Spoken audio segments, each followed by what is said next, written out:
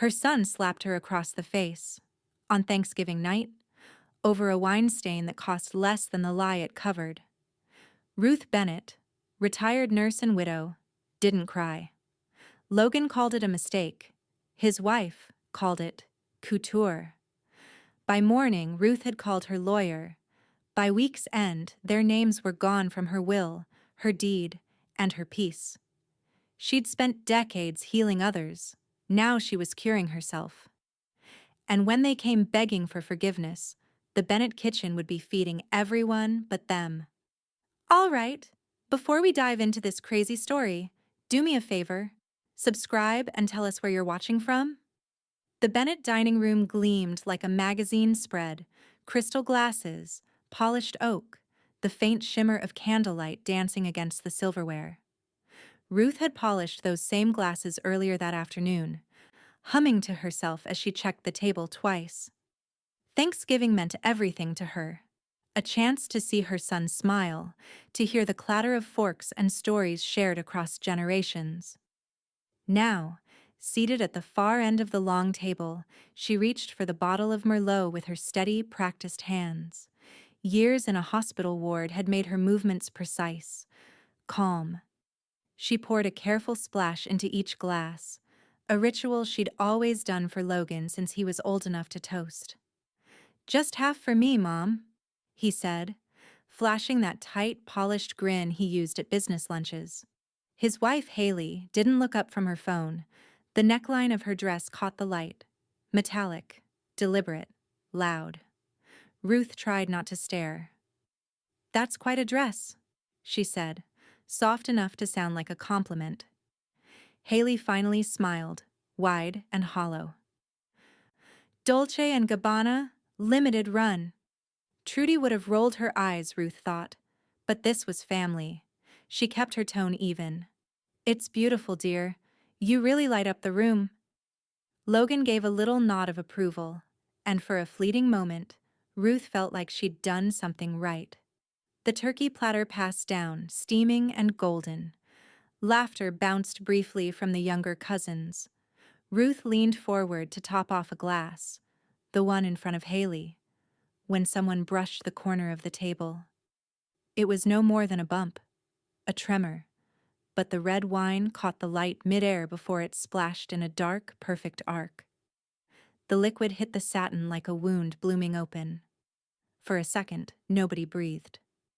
Then Haley shot up from her chair, staring down at the spreading stain as though her skin were on fire. "Oh my God," she gasped. "Do you have any idea what this costs?" Ruth's voice came out small, swallowed by the sound of chairs scraping back. "I'm so sorry, sweetheart, I didn't—" $10,000, Haley said, each word knifing through the air. Someone coughed at the end of the table. The youngest niece ducked her head, embarrassed. Ruth reached instinctively for a napkin, but Haley's hand shot up like a stop sign. "Don't touch me," she hissed. Ruth froze. Then came Logan's voice, sharp, cutting, loud enough to make the chandelier tremble. "Mom, what were you thinking?" He wasn't even looking at Haley anymore. He was glaring at Ruth, as though her apology had somehow deepened the crime. "I said I was sorry," Ruth whispered. Her hand shook slightly as she set the bottle down, but he kept going, his words rising, fueled by the red flush creeping up his neck. "You always do this, always make it about you. You just can't help yourself, can you?" Ruth blinked, confused. "Logan, And then, the sound. A quick, ugly crack. Her vision stuttered for half a second before catching up with what had happened. The sting hit next. Hot, shocking, electric across her cheek. For a moment she thought she'd imagined it, but no one moved. Not Haley, not the cousins, not even the aunt at the far end of the table. The room had gone utterly, impossibly still. Ruth turned her head slowly back toward him. Logan's hand hung in the air, frozen halfway between shame and disbelief. The wine bottle tipped over, rolling against a plate, the remaining Merlot pooling on the linen like a spreading bruise. Ruth straightened, her heart beating somewhere far away, as if it no longer belonged to her. Haley spoke first, voice thin, brittle. "Logan." But Ruth didn't hear the rest. She reached for her napkin, folded it once, twice, set it neatly beside her untouched plate. The room still smelled of roasted turkey and cinnamon, but underneath it all was something sharp, copper and shock and silence. She pushed her chair back and stood. No one dared stop her. Her purse was by the hallway door. She took it, adjusted her coat, and without another word, walked out into the cold November night. The door shut softly behind her, but the silence it left behind was louder than the slap. The night air felt sharper than it had any right to be. Ruth's breath came out in pale clouds as she walked, the sound of her own heels clicking steady against the sidewalk. Charlotte's oak-lined streets were quiet, too quiet for what had just happened. 3 blocks. That was all it was from her son's manicured neighborhood to Trudy King's little brick bungalow. The one with the porch light that never burned out, and the wind chime that sang no matter how still the air. Ruth focused on those small, familiar things as if they were handholds keeping her from slipping into disbelief. Her cheek still stung. She touched it once, gently, and the skin there felt foreign, as though it belonged to someone else. When Trudy opened the door, she didn't ask a single question. Just looked once. At Ruth's face, the tremor in her hand, the coat buttoned crooked, and stepped aside. "Get in here," she said softly. Ruth crossed the threshold and the warmth hit her like a wall. The smell of hazelnut coffee and lemon cleaner filled the room. Trudy's house was small, cluttered in a comforting way. Crocheted throws, family photos, a cat sleeping in the corner chair. It felt alive. She didn't mean to say it out loud, but the words came anyway. "He hit me." Trudy froze mid-step. Slowly she turned, her expression darkening, a storm gathering behind her calm eyes. Ruth kept talking, barely above a whisper. In front of everyone, over a dress. Trudy didn't flinch. She poured coffee into 2 mismatched mugs, placed one in front of Ruth, and said, "So what's your move?" Ruth almost laughed, a short, disbelieving sound that hurt her throat. "My move?" "Yeah," Trudy said, sitting across from her. "What do you want to do now that the boy you raised forgot who taught him better?" Ruth stared into the coffee. It was the same brand she used at home, light roast, 1 sugar. But it tasted different here. Safer, maybe. "I don't even know what I'm supposed to feel," she admitted. "Part of me keeps thinking he'll walk through that door and say it didn't happen, like we imagined it." Trudy leaned back, arms crossed. Men like Logan don't imagine their anger. They act on it, then dress it up with excuses. You know that. The clock ticked between them, marking the distance from one life to another. Ruth's phone buzzed. She looked at the screen. Logan. She didn't open the message. Not yet. Her fingers hovered for a moment before she unlocked it, typed 1 word and hit send. Unforgivable. The quiet after that felt final, like a verdict being read. Trudy reached out, resting a hand over Ruth's. "You did the right thing walking out.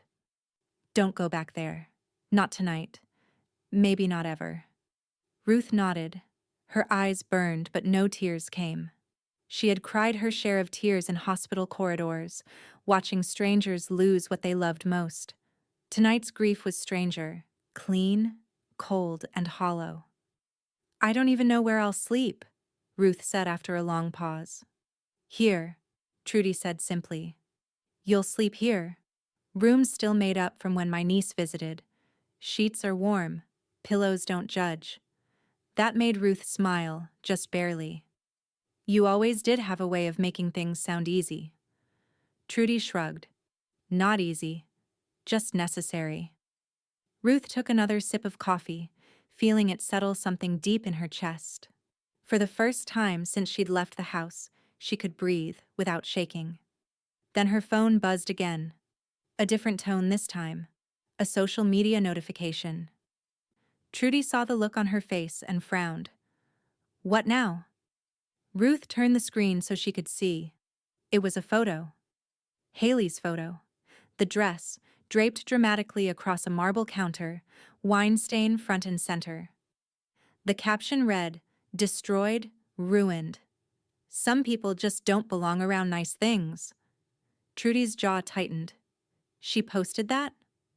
Ruth nodded, her thumb trembling as she scrolled through the comments. Strangers offering sympathy, others suggesting donations. You see? Trudy said quietly. They hit you once, then they rewrite the story. Ruth set the phone face down. The clock ticked again. She looked at her friend, her voice low but steady. He took his hand to me. She took my name to the world. I won't let either stand. Trudy didn't smile, but the approval in her eyes said everything. Ruth rose from the table, crossed to the guest room doorway, and paused. Tomorrow, she said, tomorrow I start fixing what they broke. Trudy nodded once. I'll have coffee ready. Ruth glanced at her phone one last time, the glowing screen still flashing Haley's cruel caption, then turned it off and set it aside. As she slipped into the quiet guest room, the porch chime outside began to sing again, soft and haunting in the cold night air. Morning sunlight crept through Trudy's kitchen window in slow golden bands, cutting across the counter stacked with coffee cups and a half-eaten cinnamon roll. Ruth sat wrapped in one of Trudy's old cardigans, staring into the steam rising from her mug. Her cheek had faded to a soft blush of color, but the memory of it pulsed, alive beneath her skin. Trudy moved around the kitchen like a woman who didn't need to ask what came next. You said the dress was Dolce & Gabbana, right? She asked, rinsing a plate. That's what she told everyone, Ruth said quietly. Trudy dried her hands on a towel. There's a boutique off Providence Road. Carries the real deal. Go find out if that thing ever passed through their register. Ruth looked up. You think they'll tell me? Trudy gave her a look. You're 70, polite, and carrying the truth. No one's saying no to you. By mid-morning, Ruth was standing outside Maison Livia, the kind of boutique that had champagne flutes on display instead of price tags. The glass door shimmered with the reflection of her coat and a faint halo of frost. Inside, everything smelled faintly of bergamot and new silk. A woman with a sleek ponytail and soft Carolina drawl looked up from behind the counter. Good morning, I'm Mallory. How can I help you today? Ruth hesitated. Her voice didn't come easily after last night. I'm hoping you can answer a question about a dress. Mallory gestured toward the racks. We've got several new lines in. No, Ruth interrupted, pulling her phone from her purse. It's this one. She turned the screen so Mallory could see the photo Haley had posted. The boutique lighting glinted off the screen's glass. Mallory squinted. Oh, that's familiar. She moved closer, tapping the photo with a manicured nail. We had a similar cut come through last spring, but the stitching here. She zoomed in on the seam along the neckline. That's not ours. Or Dolce's. Ruth blinked. Not real? Mallory gave a sympathetic smile. I'm afraid not. Looks like a reproduction. Decent quality. But the tags are all wrong. You can tell by the font spacing on the inside label. That one probably came from an import line out of Atlanta. Retail, maybe 280. Tops. For a moment, Ruth just stood there, watching the image of the stained dress on her phone. She had expected anger, maybe vindication. What she felt instead was a strange, cool quiet. The sound of truth fitting neatly into place. She slipped the phone back into her purse. That helps, she said simply. Mallory tilted her head. You okay, ma'am? Ruth smiled faintly. Getting there. Back at Trudy's, the printer whirred to life, a sound Ruth hadn't heard in years. Trudy was bent over her desk, glasses perched at the tip of her nose as she slid a fresh printout into a folder marked Estate File. "That boutique girl emailed you the verification," Trudy said. "Dress is fake, photos attached. Official as it gets." Ruth traced a finger along the neat black letters of the receipt. "She said the tag was wrong, that it was never even close to couture." Trudy snorted. "Well, that woman's been parading around in her own lie, and now she's mad someone saw the seams." The phone buzzed again. Ruth didn't want to look, but she did. Another notification, this time from Haley's account. A new post. A photo of Haley's tear-streaked face, framed by soft lighting clutching the same dress. The caption read, "Insurance won't cover the damage. We're raising funds to replace what was lost. Some people just don't understand value." Ruth scrolled down. A link to a GoFundMe page shimmered beneath it. The goal, $12,000. The donations, already over $800 in less than an hour. Her pulse steadied. Not quick, not trembling. Just a steady drum of disbelief turning into something sharper. Trudy looked over her shoulder. "You've got to be kidding me." Ruth took a slow breath, opened her photo gallery, and began taking screenshots. One after another, each one precise, dated, saved. When she was done, she whispered, "Let her build her tower of lies, brick by brick." Trudy poured fresh coffee, the sound grounding, ordinary. "And you?" she asked. Ruth closed the folder with the printed receipt inside. "I'll build something real." For a long moment the two women sat in silence. The printer light blinked off. Outside, a delivery truck passed, its rumble fading into the distance. Ruth finally looked up, her tone calm but flint hard. "If they wanted to make a spectacle, I'll give them a stage." Trudy studied her, then nodded. "Then let's make it worth the ticket price." By the time Ruth reached uptown Charlotte, the morning fog had burned away, leaving glass towers gleaming like judgment. Her reflection trailed beside her in every window. Smaller, older, but steadier than she'd been 2 nights ago. The ache on her cheek had faded, but the echo of it still lived under her skin, a quiet reminder. She climbed the marble steps to Amira Jalil, attorney at law, a discreet little office tucked between a florist and a real estate agency. The sign on the glass was clean and confident, not loud, not pleading, just sure. Inside, the space smelled faintly of lemon polish and ink. A receptionist looked up from behind a pale wooden desk. "You must be Mrs. Bennett. Miss Sion, Jalil will be right with you." Ruth nodded and sat down, clutching a leather folder on her lap. Inside were the papers she'd never thought she'd touch again. Her deed, insurance forms, a copy of her will from 10 years ago when she still believed her son would inherit everything she'd worked for. When the door to the back office opened, Amira Jalil appeared. Mid-40s, steady gaze, no nonsense. "Mrs. Bennett," she said warmly, extending a hand. "Please, come in." The office walls were lined with certificates and framed photographs of community events, charity drives, scholarship dinners, faces full of purpose. Ruth took a seat across from the heavy oak desk, her heart drumming quietly against her ribs. "I understand you're looking to make some changes to your estate," Amira said. Ruth opened the folder, sliding the old will forward like evidence. "Yes, I want to remove my son, Logan Bennett, as beneficiary." Amira didn't flinch, didn't blink. "All right," she said calmly, clicking her pen. "And the replacements?" "My church," Ruth began, her voice even. "The food shelter on Bay Street. And my friend, Trudy King." Amira made neat notes in looping cursive. "Equal distribution?" "No." Ruth's tone firmed. "Trudy gets the house.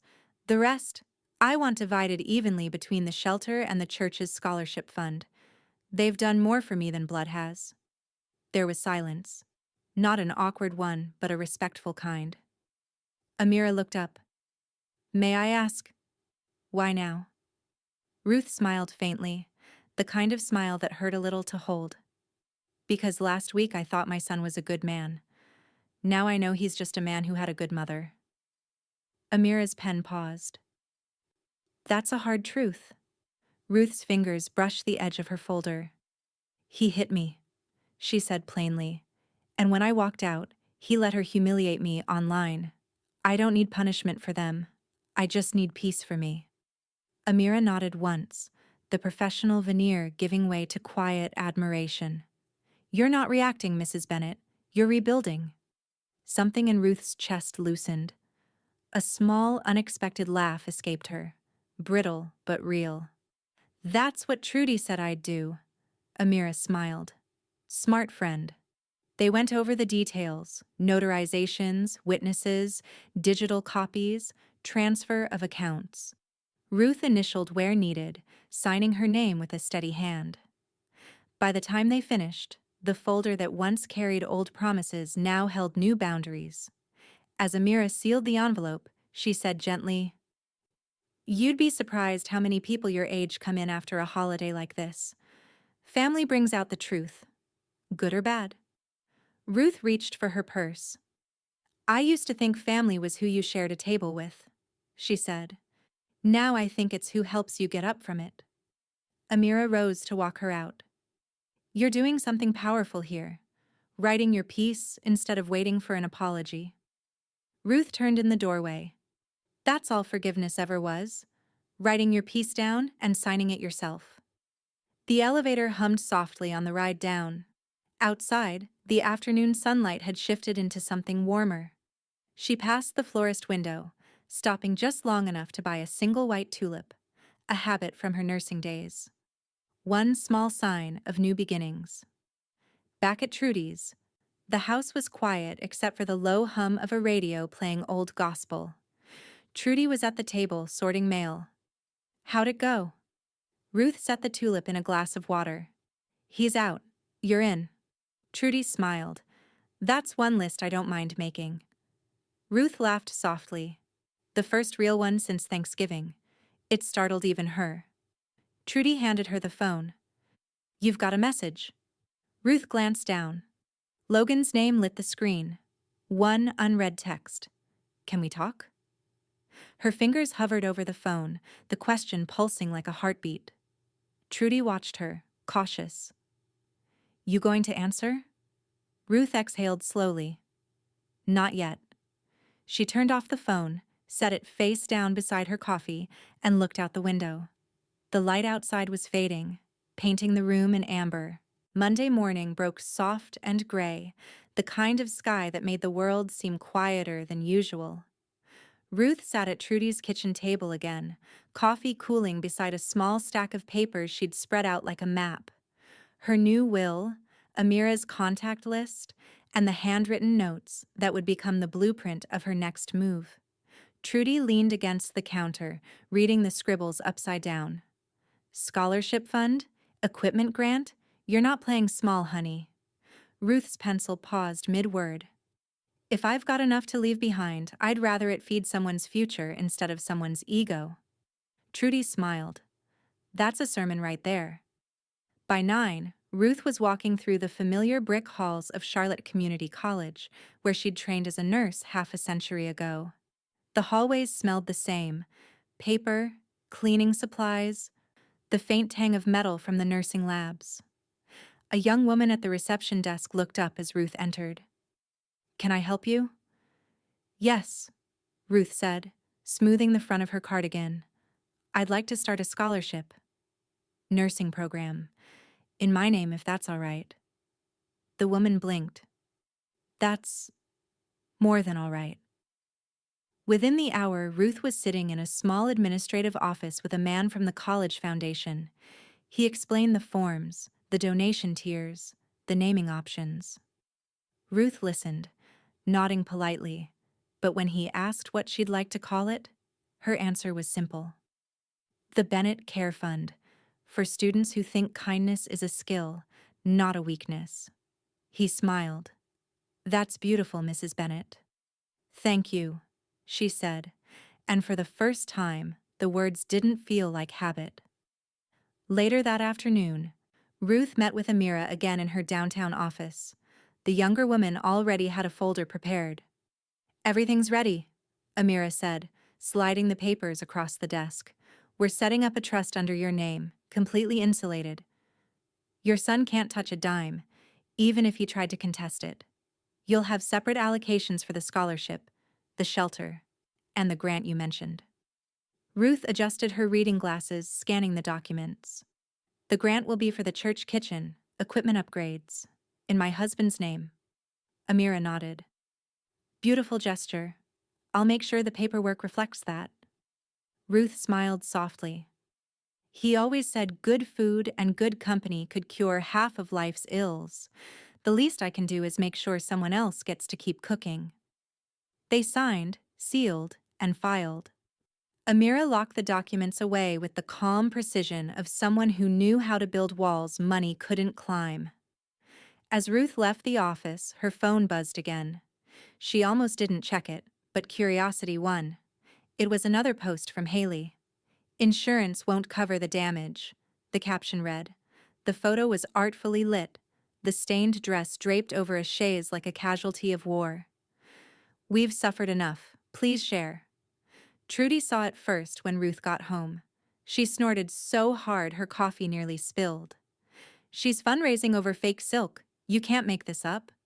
Ruth placed her purse down calmly, her voice even. "No, but I can document it." She opened her laptop, an old model, slow but loyal, and began taking fresh screenshots. Post, caption, donation page, comments. She saved them all into a folder labeled Haley. Proof. Then she opened a new browser tab, logged into her bank account, and wired $1,000 directly to the Bay Street shelter. The confirmation screen glowed blue. Trudy watched, eyebrows raised. "You just gave away $1,000 like it's pocket change." Ruth looked up. "Money doesn't make peace. Giving it the right direction does." Trudy chuckled, shaking her head. "You're building a whole new family out of people who actually deserve you." "That's the plan," Ruth said, smiling faintly. The house fell into a comfortable silence. Outside, rain began to patter lightly against the windows. Soft, steady, cleansing. Then Trudy's phone buzzed. She picked it up, squinting. "Oh, Lord, look at this." She handed it to Ruth. On the screen was a local news alert. "Viral fundraiser under review. Charlotte woman accused of posting fake designer claim." Haley's photo filled the header. The same image of her clutching the wine-stained dress. The comments were brutal. People demanded refunds. Others tagged the boutique's statement confirming the dress was counterfeit. Trudy's eyes went wide. "Well, I'll be." She finally got her headline. Ruth set the phone down slowly, her expression unreadable. "She wanted an audience," she murmured. "Now she's got one." For the first time, Ruth didn't feel the slap anymore, not on her cheek, not in her chest. It had burned itself out, replaced by something quieter, colder, more precise. She walked to the window, watching the rain slide down the glass. The sky had deepened to a metallic gray. Behind her, Trudy said softly, "You know, that scholarship fund? That's your new family." Ruth's reflection in the glass almost smiled. "Then I suppose it's time to introduce myself." By midweek, the story had moved faster than Ruth ever imagined. She hadn't fed it. She hadn't said a word. But the world seemed determined to eat anyway. Haley's face was everywhere. On morning news tickers, in neighborhood Facebook groups, even whispered over lattes in uptown cafes. The woman who faked couture and begged for sympathy. Ruth watched it unfold from Trudy's kitchen, the television muted, her teacup steady in her hand. She wasn't smiling. She didn't need to. The truth was, doing its own work. Across town, Mallory Lynn sat at her boutique counter, the same place Ruth had stood just days earlier. The store was empty except for one customer browsing handbags. Mallory scrolled through her phone and sighed. The viral video of Haley crying over the stained Dolce dress had hit 50,000 views overnight. She clicked the news link again, scanned the comments, and felt her patience snap. She opened a new browser tab and filled out the official fraud report with screenshots and receipts, attaching her boutique's product logs and Haley's post. It took 10 minutes to write, but every keystroke landed like a small act of mercy for someone she'd only met once: Ruth Bennett. Before she hit submit, she whispered, "For you, ma'am." The next morning, Ruth's phone buzzed with an unfamiliar number. She let it ring twice before answering. "Mrs. Bennett? This is Kelly Rivera from the Charlotte Ledger. We're running a piece on the fundraiser that was flagged. I understand you're the mother-in-law mentioned?" Ruth took a breath, choosing each word like a thread she'd rather not pull. "I am." Kelly's voice softened. "Would you care to comment?" Ruth looked out the window. The neighborhood was quiet. A postal truck, a man walking his dog. The kind of normal life she'd spent decades building. "No," she said finally. "The truth doesn't need my voice. It's already speaking." Kelly hesitated. "That's quite a line." "Then print it," Ruth said, and hung up. By noon, the boutique released a public statement on their social media. Maison Livia confirms the garment in question was never purchased through our store, nor is it authentic designer wear. "We have cooperated with investigators regarding the fraudulent fundraiser. The post went viral. The comments multiplied, people tagging Haley's handle, others demanding refunds, still more mocking the staged photos. By sunset, Logan's accounts disappeared. No profile, no posts, no trace. Just gone." Ruth saw the blank page where his Facebook had been and stared for a long moment. "He's hiding," she murmured. Trudy looked up from her crossword. Cowards always do when truth shows up. They sat in silence after that, the good kind. No bitterness, no gloating, just stillness. Sunday morning came soft and cool, the air thick with magnolia and early hymns. Ruth slipped into her favorite pew at Gray Street Church, the same one she'd sat in for years beside Trudy. No one mentioned the news. No one needed to. Her name had been whispered all week, but in this sanctuary, it meant something else: steadfastness, grace under public fire. Pastor Franklin spoke about truth that reveals rather than destroys.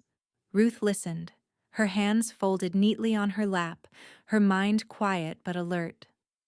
When the service ended, a few members approached with gentle smiles. Not pitying, not invasive, just kind. She shook each hand, offering small nods. On the walk back to the car, Trudy scrolled through her phone and smirked.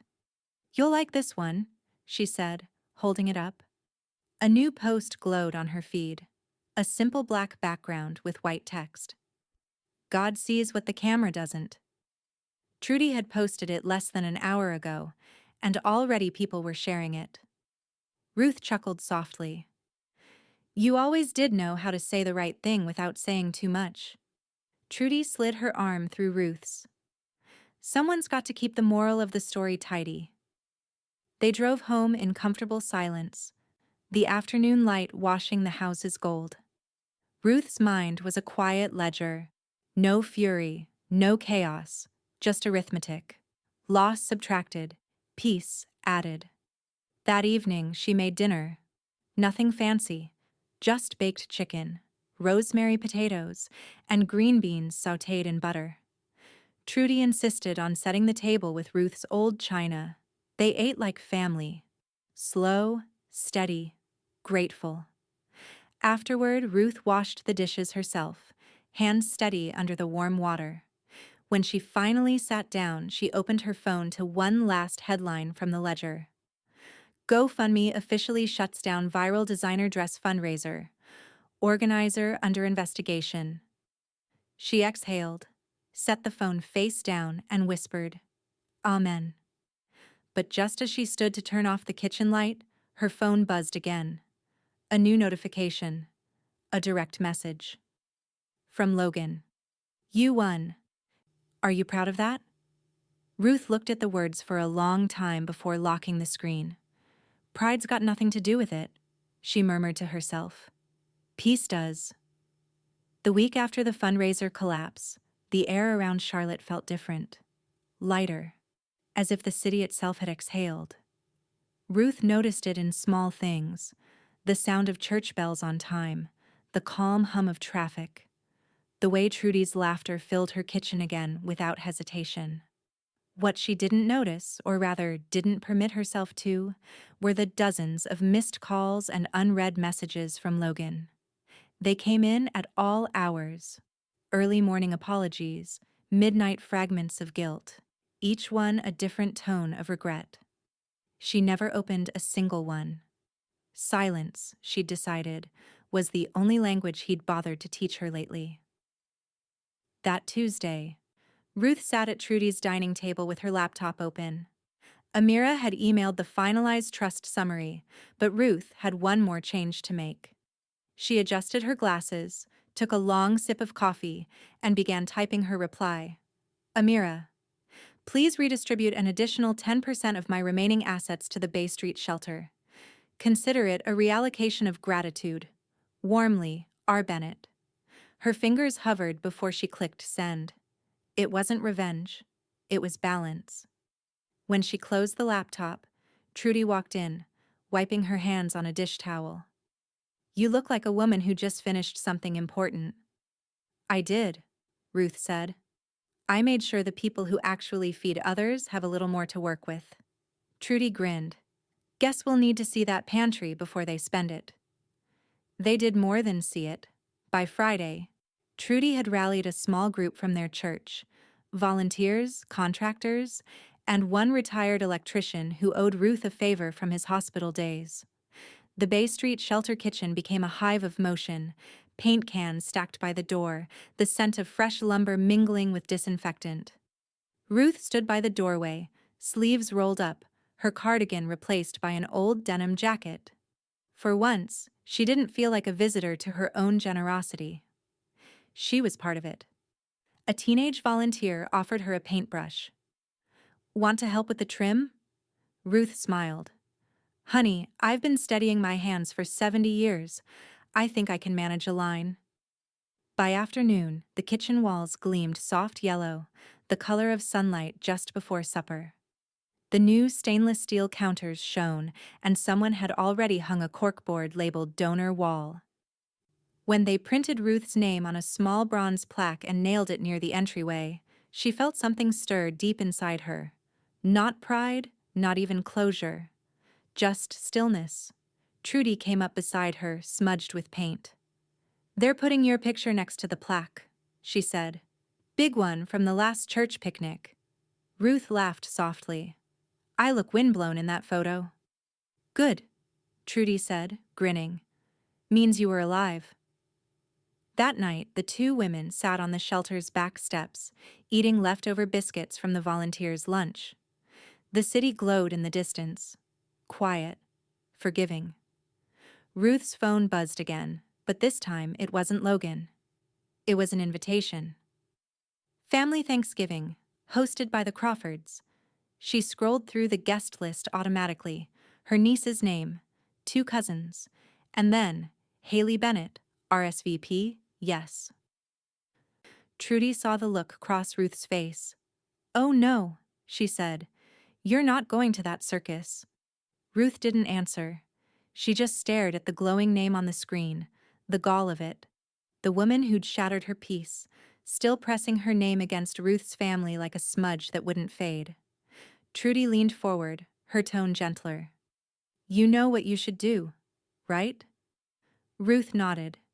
She opened her contacts, found her niece's number, and hit call. When the line picked up, Ruth's voice was calm. Sweetheart, I just wanted to let you know, I won't be attending Thanksgiving this year. Something about peace tastes better than turkey. A pause, then a warm laugh from the other end. I understand, Aunt Ruth. She hung up, then turned the phone face down, the way she always did when she meant it.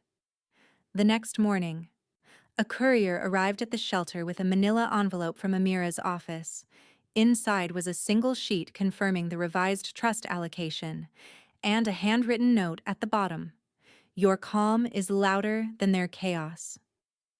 AJ Ruth folded it neatly and tucked it into her purse. That evening, she stood in her kitchen, hands clasped on the counter, the sunset pouring through the window. The house was quiet, not empty, not lonely, just peaceful. Her phone buzzed one last time. This time, it was a voicemail. Logan's voice, small and unsteady. Mom, please, just talk to me. You don't know what it's like out here. Ruth deleted it without playing the rest. It was nearly dusk when Ruth saw the car slow in front of her driveway. A familiar gray sedan she hadn't expected to see again. The headlights stayed on longer than necessary, slicing through the early evening calm before the engine finally cut. She didn't move at first. From the kitchen window, she watched the silhouette in the driver's seat, hands gripping the wheel like he was still deciding whether to be brave or foolish. When Logan finally stepped out, he looked smaller somehow. Not younger, not thinner, just reduced.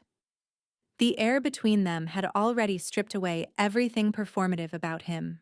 The consultant's swagger, the expensive watch, the confidence of a man used to controlling rooms. Ruth didn't step outside to greet him. She waited by the door, her arms crossed, the porch light haloing her in soft amber. Mom, he said, his voice rough. Can we talk? Her answer was quiet but steady. Talking's what got us here. He swallowed hard, glancing toward the window like he might find comfort in the familiar furniture behind her. I know I messed up. There was so much pressure that night. She was hysterical, and everyone was watching, and... Pressure, Ruth repeated, the word like glass between her teeth. That's what you're calling it? He nodded, too quickly. You know how she gets about appearances. It's like she can't separate image from reality. You slapped your mother, Ruth said flatly. Don't soften it with psychology. The sentence landed between them with the same clean crack as that night's wine glass. He flinched. I know, and I've hated myself every day since. I wasn't thinking. No, she said. You were. You were thinking about her dress, not my face. For a long moment, the sound of wind through the maples filled the silence. Logan's shoulders dropped. I came to apologize. Ruth's eyes softened, but only slightly. You're not the first to mistake guilt for apology. He looked up, startled. You really hate me that much? She shook her head. Hate's work, son. I'm retired. The faintest broken laugh escaped him. It sounded more like a sob. Please, Mom. I've lost my job over this. People won't even return my calls. Haley's barely leaving the house. Can't we just start over? Ruth studied him, the man she'd once held against her chest, the man who now stood begging for comfort he'd forfeited. I was your mother, she said quietly. You became a stranger. I don't know how to start over with someone I don't recognize.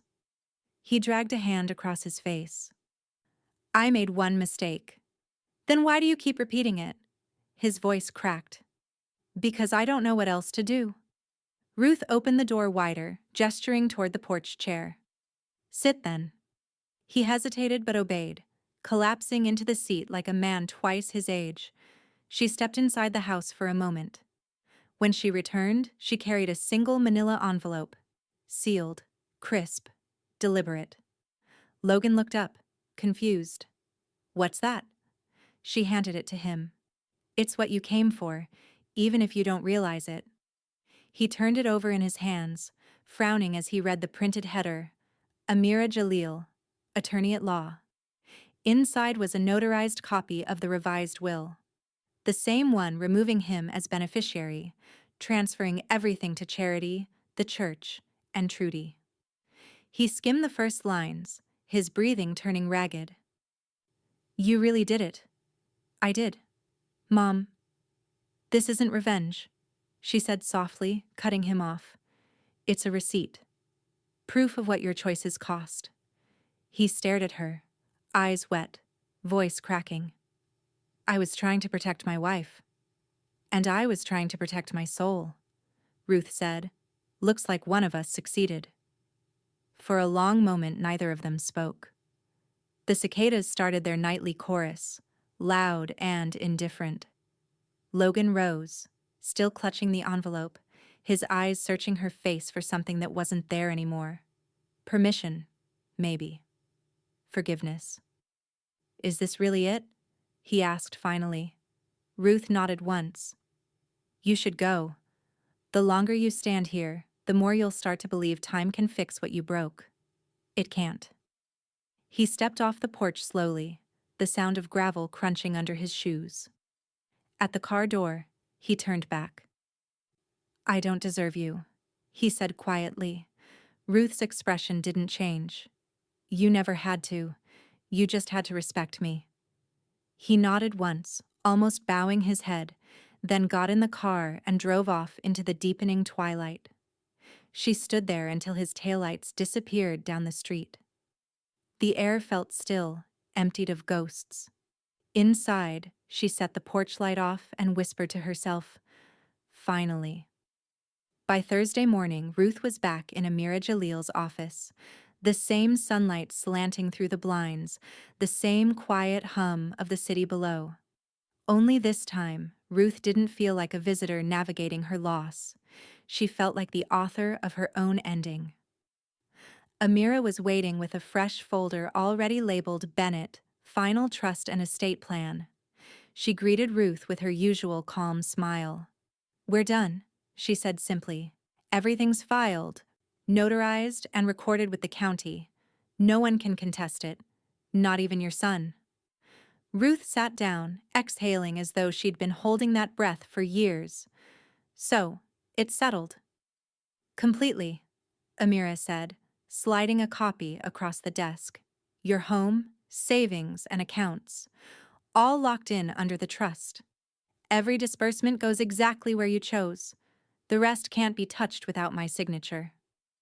Ruth adjusted her glasses, scanning the bold lines that spelled out her own closure. Thank you, Amira. You've done more than just legal work. Amira smiled. You've done more than most of my clients ever do. You turned pain into structure. That's rare. Ruth chuckled softly. Structure's all that's ever kept me standing. Before she left, she slid a sealed envelope across the desk. Would you mail this one for me? It's personal. Amira turned it over, the handwriting elegant and steady. The address read, Aidan Bennett, 124 Willow Run Drive. My nephew's boy, Ruth explained. He just started his first job out of college. I set aside a small starter account for him, $5,000. Not much, but enough to remind him someone in this family still believes in beginnings. Amira nodded approvingly. A legacy doesn't have to be large to mean something. It just has to be intentional. Ruth smiled. That's all I ever wanted. By the time she got home, the afternoon had deepened into a warm gold. Trudy was already on the porch, flipping through a newspaper, glasses perched at the end of her nose. You look like a woman who just signed her peace treaty, she said. I did, Ruth replied, setting down her purse. It's official now. No contest. No loopholes. Then the universe just got a little quieter, Trudy said. Ruth leaned against the railing, gazing out at the street, the same one where Logan had driven away 2 nights ago. For the first time in months, she didn't feel watched by regret. But peace, she was learning, never lasted long when people refused to earn it. That evening, Trudy came in from the living room, phone in hand, mouth set in disbelief. You're not going to like this, she said. Ruth took the phone. On the screen, a social media post glowed. Haley Bennett again. A thread of screenshots, each one showing an empty message thread. The caption read, "I reached out to her so many times. She ignored me. She's cold. You don't just abandon family." Below, comments poured in. Arguments, pity, outrage. But each screenshot told its own quiet truth. There was nothing there. No replies, no words, just blank gray bubbles where conversation should have been. Ruth handed the phone back. "She's right about one thing," she said. I didn't reply. "Some things don't deserve a return address." Trudy laughed, not cruelly, but with deep satisfaction. "That's poetic, honey." She tried to expose your silence, and all she showed the world was your restraint. Ruth poured them both coffee. Let her keep shouting into the void. Some people only feel alive if they hear echoes. They sat together as the evening news flickered on. The anchor's voice was calm but pointed. In local updates, a community fund launched by retired nurse Ruth Bennett has drawn new attention. An anonymous donor, moved by her story, has pledged to triple match all contributions to the Bay Street Shelter Initiative. Trudy nearly dropped her mug. Triple? As in 3 times? Ruth blinked, speechless for the first time in days. That can't be right. The report continued, images flashing across the screen. The renovated pantry, volunteers in bright aprons, the small bronze plaque with her name catching the light. This matching grant will bring the fund's total to nearly $500,000, ensuring long-term support for food assistance and education programs citywide. Trudy turned toward her, eyes wide and glistening. "Ruth, that's your name they're saying. Your fund." Ruth set her cup down slowly, her hand trembling just once before steadying. $500,000, she murmured. "All because I stopped chasing people who couldn't be saved." Trudy wiped at her eyes with a paper napkin. "God works quiet, but he works deep." Ruth smiled faintly. "He does. And sometimes, he uses accountants." They both laughed until tears spilled. The good kind, the kind that washed years clean. When the laughter faded, Ruth looked toward the window. The street outside glowed under the lamplight, the world turning calm again. But this time, it wasn't silence. It was stability. She whispered to herself, "They couldn't break my will because they never built it." Thanksgiving came again. Almost exactly 1 year to the night Ruth walked out of her son's house. Only this time, the house she returned to wasn't filled with apology or expectation. It was filled with light. She'd spent the week cooking like she used to when her husband was alive. Music humming low from the kitchen radio, flour dusted across the counter, a pie cooling near the window where the afternoon sun caught its glaze. No store-bought shortcuts, no pretense. Just ingredients that had names she could pronounce and memories she could taste. Trudy had insisted they call it Friendsgiving. "You can't spell that without grace," she'd joked. By 6 o'clock, the doorbell rang for the first of many times. Teachers from the community college came bearing side dishes and stories about their students. The shelter director arrived with her teenage volunteers, arms loaded with rolls still warm from the oven. Even Pastor Franklin stopped by, sleeves rolled, carrying a pot of mashed sweet potatoes he claimed was holy on its own. Ruth greeted every guest at the door, pressing her palms to theirs, smiling without effort. Her dining room, the same one that once sat too empty, now glowed beneath soft lamplight. The long table was lined with mismatched chairs borrowed from neighbors, every place setting anchored by a handwritten card that simply read, "You belong here." Trudy took command of the kitchen like a general with an apron. "Nobody leaves hungry, and nobody brings drama," she warned, swatting a hand toward the serving spoons. Laughter broke out, easy, genuine, contagious. Ruth poured wine, refilled glasses, and watched the faces around her table. A retired firefighter told a story that made the shelter volunteers howl. A young teacher blushed when the pastor complimented her casserole. The sound of clinking silverware and overlapping conversation filled every corner of the house that once held silence. When the Rolls made their second trip around, one of the shelter teens, a girl with blue braids and nervous energy, looked up and said, "Ms. Bennett, this is what real family looks like." Ruth paused mid-pour, the words landing soft but sure. She looked around, at Trudy's knowing grin, at the way strangers leaned toward each other like kin. "Yes," Ruth said quietly, "it is." After dinner, she disappeared into the kitchen and returned with her apple pie. Golden, lattice-topped, the smell of cinnamon curling through the air. She set it in the center of the table like an offering. "No store-bought this year," she said with mock pride. Trudy raised an eyebrow. "You trying to put Costco out of business?" "Maybe just one dishonest family at a time," Ruth quipped, and the laughter rolled again. As plates were passed and coffee poured, Ruth lifted her glass.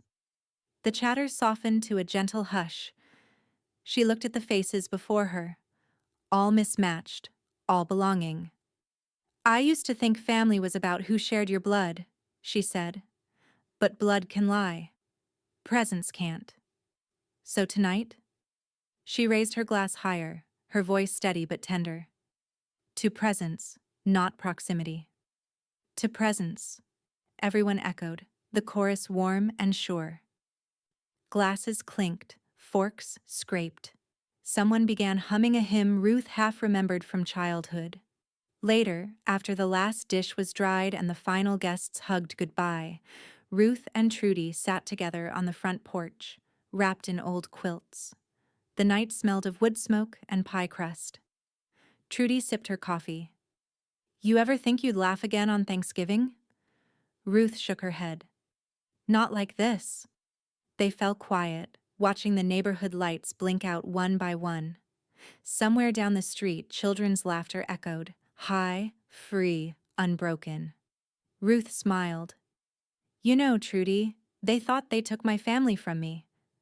Trudy looked over. "And?" "And I just made another one." Trudy's grin spread slow and proud. "That's what rebuilding looks like, baby."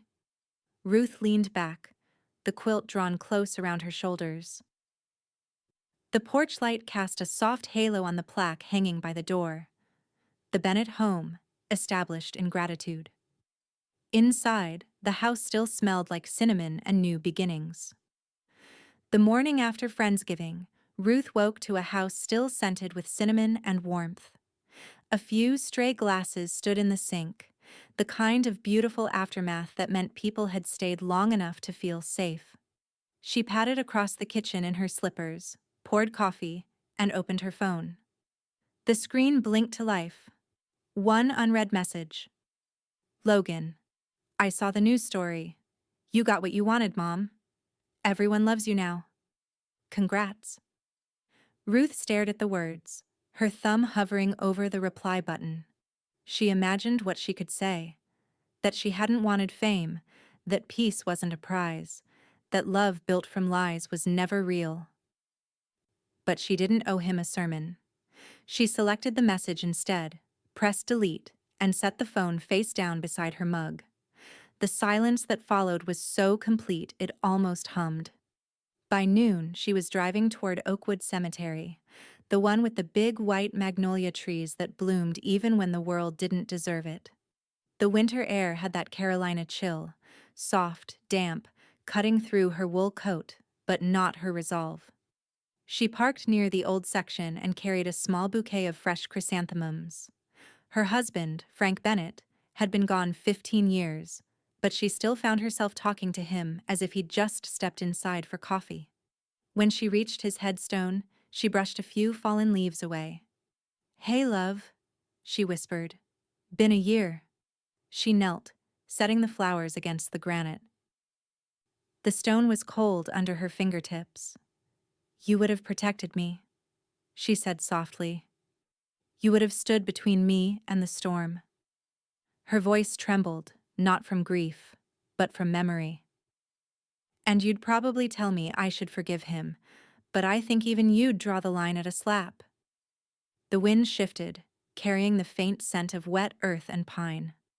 Ruth smiled faintly, eyes glistening. You should see what we've done with the kitchen at the shelter. Stainless counters, real stoves. It's your kind of chaos. I even named the grant after you. She stood, her knees stiff but steady. We're still feeding people, Frank. Just not the ungrateful ones anymore. Before she left, she pulled out her phone and opened her online banking app. One more wire transfer. $5,000 to the Bennett Care Scholarship. Tagged in the note line, in honor of Frank Bennett, RN, for students who still believe in compassion. The screen flashed transaction complete. Ruth exhaled. It felt like closing a circle. When she got home, Trudy was already there, as usual, beating her to her own door. The old woman sat at the table with a newspaper spread wide, reading glasses perched low. Lord have mercy, Trudy said, looking up. You made the front page again. Ruth hung up her coat, half smiling. I didn't make anything. They just wrote it down. Trudy folded the paper and slid it across the table. There it was, in bold black print. Local Nurse Funds Holiday Hope After Family Fallout. Beneath it, a photo. Ruth standing at the shelter ribbon cutting, hands clasped modestly, Trudy and the volunteers beaming behind her. The caption quoted her line from the church fundraiser, "Dignity is non-negotiable." Trudy tapped the headline with a fingernail. I'm framing it. Already picked out a spot by your plaque at the shelter.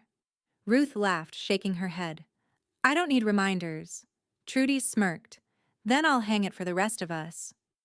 As she busied herself with scissors and a picture frame, Ruth's phone chimed again. Another news alert.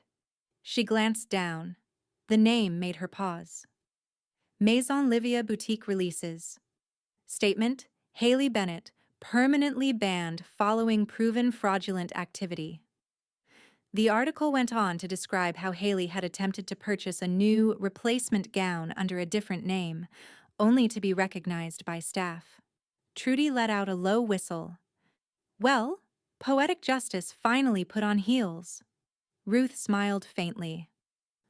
The world doesn't always balance fast, but it balances. They sat together in the golden hush of afternoon. The framed article leaned against a vase of flowers, catching the light. Trudy sipped her tea. You realize, don't you? You're the headline they'll remember, not her. Ruth shook her head. Headlines fade, but scholarships feed. That's what matters. Outside, the first flurries of early winter began to fall. Faint, slow, soft against the window pane. Ruth watched them drift and melt, a quiet promise of change that stayed only long enough to prove it could exist.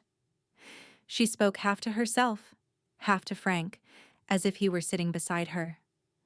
They can keep their titles, their drama, their noise. What I've got can't be carried in a name. Trudy reached over, squeezed her hand. What you've got, she said, is peace that sticks. Ruth smiled, the kind that comes when you stop waiting for the world to be kind back. The morning air outside the Mecklenburg County Courthouse was sharp enough to bite. Reporters stood in small clusters near the steps, their breath visible in the cold, their cameras poised toward the glass doors. Ruth walked past them without flinching. No sunglasses, no entourage. Just her navy coat buttoned neat to the collar, a thin leather portfolio in her hand, and Amira Jalil keeping pace beside her. Remember, Amira said quietly, you don't have to say a word. I'll handle the filings. I know, Ruth replied, her tone even. But sometimes silence makes more noise than shouting. Inside, the courthouse buzzed, attorneys whispering, clerks shuffling paper, bailiffs announcing case numbers with the monotony of routine. But when Bennett vs. Bennett Trust appeared on the docket, heads turned. Ruth took her seat behind the plaintiff's table, her spine straight, her expression unreadable. Across the aisle sat Logan, jaw tight, eyes shadowed, a man aged by humiliation rather than years. Haley wasn't with him. Rumor was she'd left town after her ban from the boutique went public. The judge entered, a broad-shouldered woman with silver hair and a voice that could cut glass. "Let's proceed," she said, her gavel striking once. Amira rose first, calm, deliberate, surgical. She handed the clerk a stack of documents, bank statements, trust filings, notarized amendments, screenshots of public posts. Each page was a brick in a wall Logan could no longer climb. "Your Honor," Amira began, her tone clear and confident. "This case centers on an attempt to contest a trust that was lawfully executed, witnessed, and filed. The petitioner," she gestured toward Logan without looking at him, "has no standing, no documentation, and no claim of undue influence. What he does have is motive, one rooted in financial desperation following public misconduct." Logan shifted in his seat, his lawyer murmuring something quick and futile. Amira continued, sliding an exhibit toward the bench. "Here is the financial trail of Mrs. Bennett's accounts. You'll see each disbursement properly documented. The nursing scholarship, the shelter fund, the church kitchen grant. Every penny accounted for. There is no mystery, no misconduct, and no manipulation." The judge flipped through the papers with a quiet efficiency. "And the petitioner's evidence?" she asked. Logan's attorney stood, already sweating through his suit. "Your Honor, my client believes he was promised." The judge cut him off. "Belief isn't proof, counselor. Do you have anything tangible?" The man hesitated, then cleared his throat. "Just correspondence, Your Honor. Emotional distress." Amira stepped forward, her tone sharp but civil. "If I may, Your Honor, the only correspondence Mrs. Bennett retained are messages left unanswered. There was no promise, no negotiation, no deception. There was silence, by choice." A ripple of murmurs spread through the courtroom. The judge looked over her glasses. "Then this won't take long." She leaned back in her chair, scanning the file one last time before closing it with finality. "Case dismissed," she said. "The trust stands. The petitioner forfeits any future claim." The gavel struck once, a sound clean and absolute. 10 minutes. That was all it took. Ruth didn't move at first.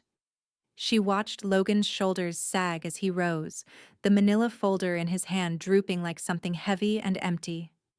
He turned once, eyes finding hers, not defiant anymore, just hollow. Amira touched her elbow gently. "You can go. It's over." But Ruth didn't stand right away. The judge, already collecting her notes, glanced down at her. "Mrs. Bennett, would you like to make a statement for the record?" Ruth rose slowly, her voice calm, steady, resonant enough to carry. "That slap," she said, "was the end." Every sound in the courtroom, every shuffle of paper, every cough, every rustle of coat, stilled. She held the room with her silence for one beat longer, then added, "This isn't punishment. It's just the receipt." The words landed heavy and final. The clerk stopped typing. Even the bailiff, stone-faced and bored minutes before, seemed to straighten. Ruth nodded politely to the judge, gathered her portfolio, and turned to leave. As she reached the door, Amira whispered, "You didn't have to say that." Ruth smiled faintly. "I didn't say it for them. I said it for me." Outside, the cold air met her like an old friend. Reporters swarmed, microphones flashing, questions hurled into the winter wind. "Mrs. Bennett, any comment on the verdict? Do you feel vindicated? What message do you have for your son?" Ruth paused at the top of the steps, her breath visible, her eyes steady.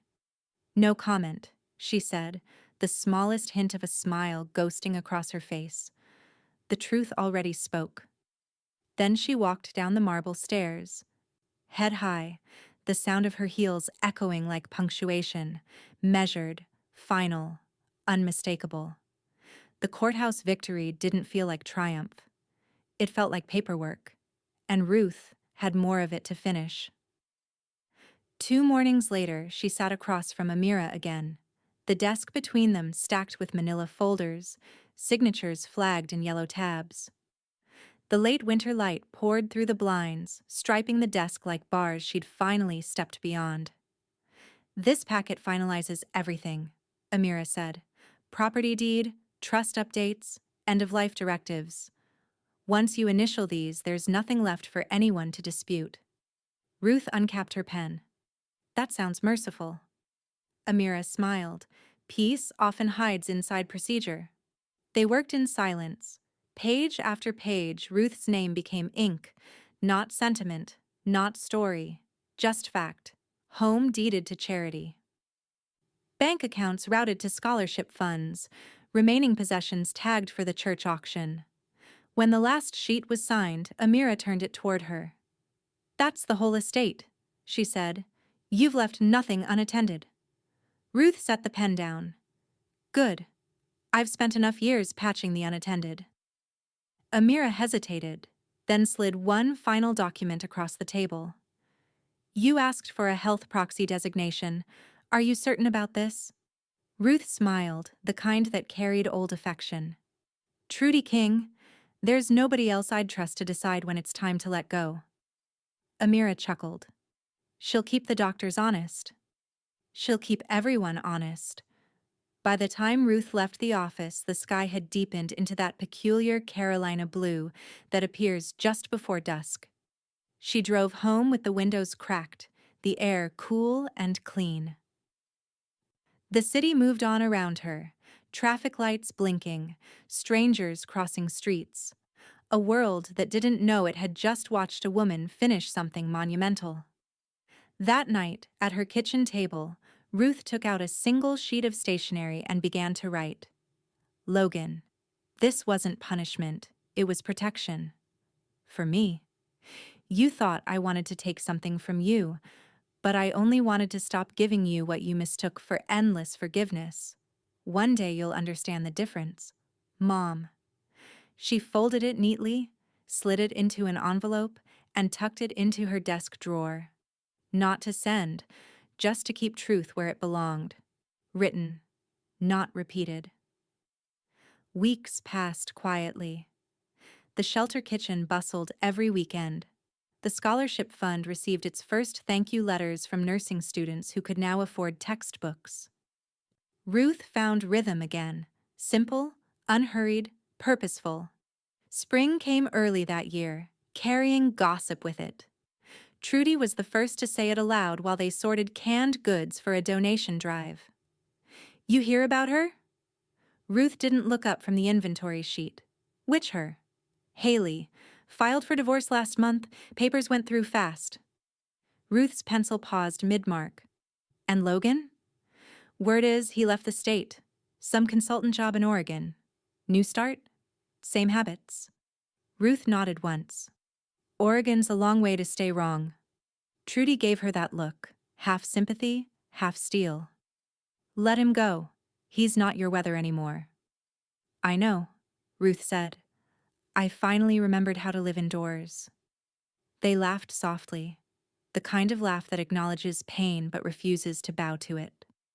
By summer, the Charlotte Chronicle began calling, then the Ledger, then a handful of local TV stations. Ruth declined every interview request, politely, firmly. But the story traveled on its own. Retired nurse turns personal heartbreak into $500K community fund. One evening in late June, a cream-colored envelope arrived by certified mail. The return address read, Charlotte Community Alliance. Trudy was at the kitchen counter when Ruth opened it. A formal letter, embossed in gold. "Dear Mrs. Bennett, we are honored to inform you that you have been selected as the 2026 Woman of the Year for your outstanding contributions to the Charlotte community." Trudy whooped so loud the cat fled the room. "Woman of the damn year! Lord, They finally put manners on your justice. Ruth read the letter twice before setting it down. I didn't do any of this for recognition. Trudy poured 2 glasses of sparkling cider anyway. Good thing. Recognition's doing it for you. They toasted quietly, clinking their glasses under the soft hum of the kitchen light. You realize, Trudy said, you started this whole storm with an apology that nobody deserved. Ruth smiled, and finished it with silence that did. Outside, cicadas sang in the dark, the sound threaded with the distant hum of traffic and life going on. Ruth leaned against the open window, breathing in the humid air. Somewhere beyond the magnolias, she imagined Frank smiling, the same half-smile he'd given her after every long shift. She whispered, "You'd tell me to be humble about this." In her mind, she heard his laugh. "Just don't bake your own cake for the banquet." That made her laugh aloud, soft and full. Trudy looked up from her glass. "What's funny?" "Just a conversation I didn't owe," Ruth said. They fell into an easy silence, the kind built from trust and time. The morning air over West Charlotte smelled like hope and sawdust. Ruth stood in front of the new Bay Street food pantry, where the final touches were being made for the ribbon-cutting ceremony. The sign above the entrance shimmered in fresh paint. The Bennett Kitchen. Dignity served daily. She hadn't asked for the name. In fact, she'd argued against it. But the board insisted, and Trudy had declared, if they're going to name something after you, it might as well feed people. Now here she was, 70 years old, standing on the cracked pavement of a neighborhood she'd once driven through with charity flyers, not realizing it would one day become her legacy. Volunteers bustled around setting up tables of cupcakes, cider, and bright blue paper plates. A local reporter adjusted her camera lens from across the street, hoping for a quote. Ruth had already made it clear, no interviews, no spotlights. Today wasn't about her face, it was about the table. Amira was there too, clipboard in hand, hair pulled back. The same steady calm that had guided Ruth through legal storms and trust signatures. "You okay?" she asked. Ruth smiled faintly. "More than okay. Ready." Trudy arrived last, wearing her best church hat and a grin that could power a small city. "You look like you built this with your own hands, woman," she teased, hugging Ruth tight. "Today's the real holiday, you know that?" Ruth laughed softly. And here I was thinking Thanksgiving already passed. "This one's better," Trudy said. "You don't have to invite the ungrateful." The crowd gathered near the entrance. Kids from the shelter waved small banners painted in bright temper colors. "Thank you, Miss Ruth, and love feeds us all." The sound of gospel piano drifted from a portable speaker. The city councilwoman made a short introduction, listing the pantry's mission and praising the grant that made it possible. Ruth's grant, multiplied threefold by that mysterious donor she still hadn't met. When they handed Ruth the oversized scissors, the crowd cheered softly. Not loud, not performative. It was the kind of cheer that came from people who'd known hunger and understood what this building meant. Ruth hesitated before cutting. She looked at Trudy, who nodded like a proud general sending her soldier into victory. Ruth raised the scissors, took a breath, and said, "Here's to full tables and second chances." Then she snipped the ribbon clean through. Applause rippled, followed by a few muffled sobs from volunteers who remembered the early days, the cracked pipes, the cold nights, the meals stretched too thin. Ruth felt her throat tighten, but she held her composure. "Come on," Trudy whispered, wiping her eyes. "Let's go inside before I start bawling in front of the cameras." Inside, the pantry gleamed. Bright walls painted a welcoming cream, shelves lined with canned goods, refrigerators humming softly. The industrial stove sat gleaming under the fluorescent lights, and above it hung a bronze plaque that read, "The Bennett Kitchen, founded on grace, sustained by dignity." Ruth traced the edge of the plaque with her finger, her reflection caught in the polished metal. Trudy joined her side, voice low. "This is it, Ruth. This is what forgiveness built." "Not forgiveness," Ruth said. "Boundaries." Trudy chuckled. "Call it what you want. Either way, it fed people." As the crowd filtered in, the air filled with the smell of baked bread and new beginnings. But outside, near the security gate, a small commotion stirred. A volunteer hurried over. "Mrs. Bennet," he said, awkwardly. "There's a woman outside asking to come in. Says she knows you." Ruth frowned. "What woman?" The volunteer hesitated. "Haley Bennet." Trudy stiffened beside her. Oh Lord, the nerve. Ruth didn't move for a long moment. Through the glass doors she could see the shape of a woman standing by the gate. Expensive coat, face half hidden behind dark glasses. Haley looked thinner, her posture brittle. "She's not on the list," the volunteer added gently. Ruth nodded once. "Then she doesn't come in." The volunteer hesitated. "Do you want me to tell her why?" Ruth met his gaze calmly. "Tell her the same thing the world's been teaching her. Dignity is non-negotiable." Trudy let out a slow breath. That's the quote they'll remember.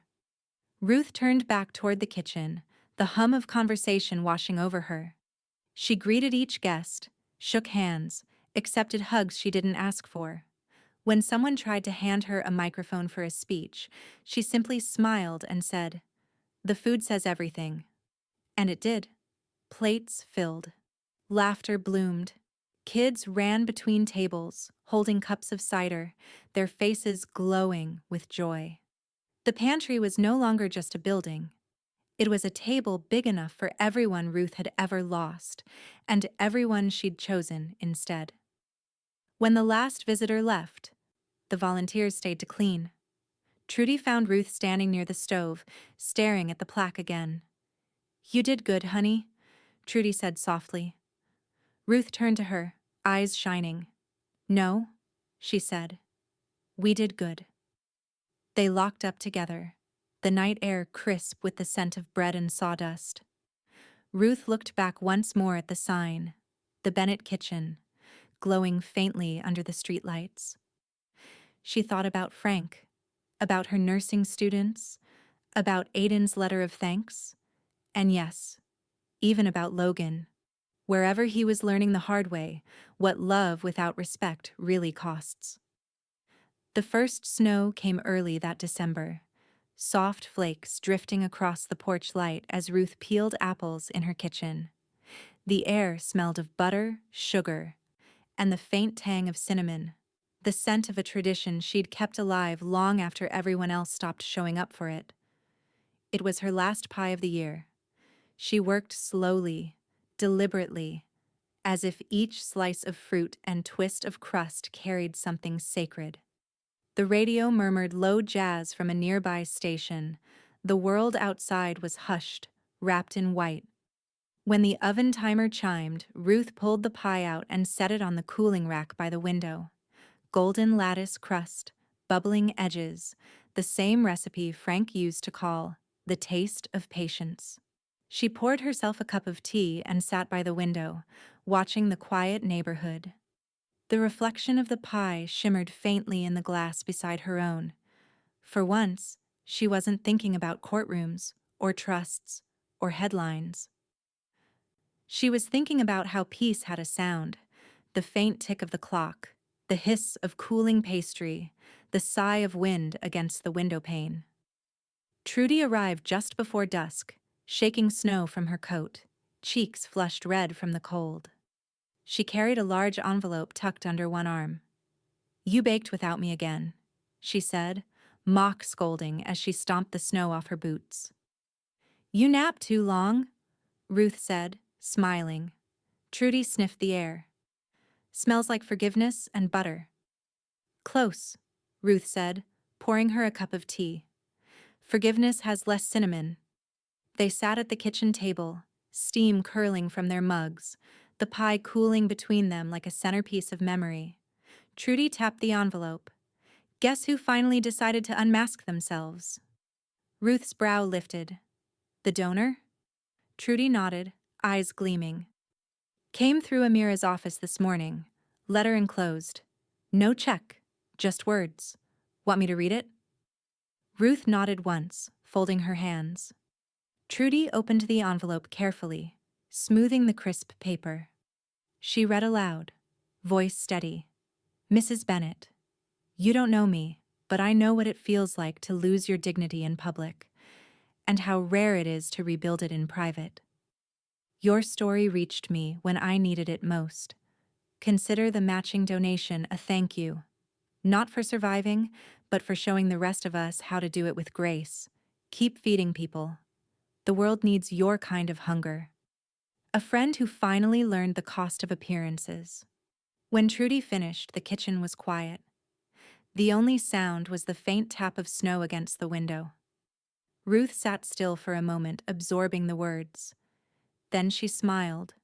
Slow, genuine, touched with something like wonder. So it wasn't fame that found me, she murmured. Just another broken person. Trudy folded the letter and slid it back into the envelope. Maybe that's all any of us are. Broken people passing the good parts around. Ruth nodded. Seems to be working. They each took a slice of pie, the warmth of cinnamon and sugar cutting through the chill. After a few bites, Trudy leaned back, eyeing the newspaper clipping pinned to the fridge.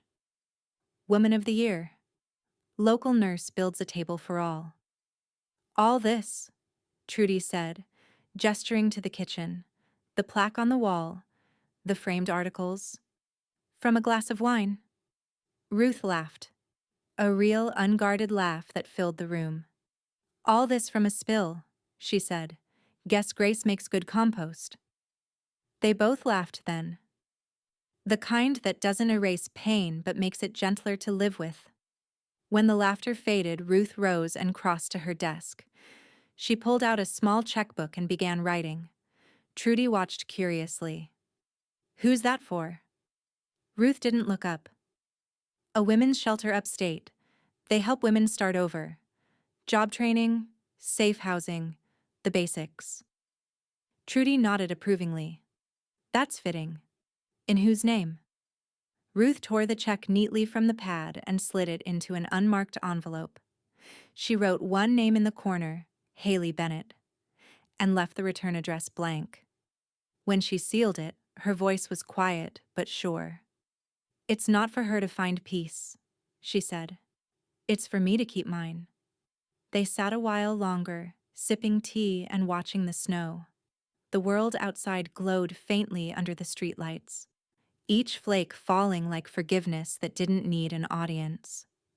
Trudy leaned her head back, closing her eyes. You know, Ruth, she murmured, you could have done a lot of things after that night, but you chose the kind of revenge that doesn't rot your soul. Ruth smiled at her friend, then at the steaming pie between them. The same dessert she'd once served to a family that broke apart over spilled wine. He slapped me for a spill, she said softly, her voice like the settling of dust after a storm. Then she lifted her teacup, her gaze steady, calm, final. So I settled the check. And the silence.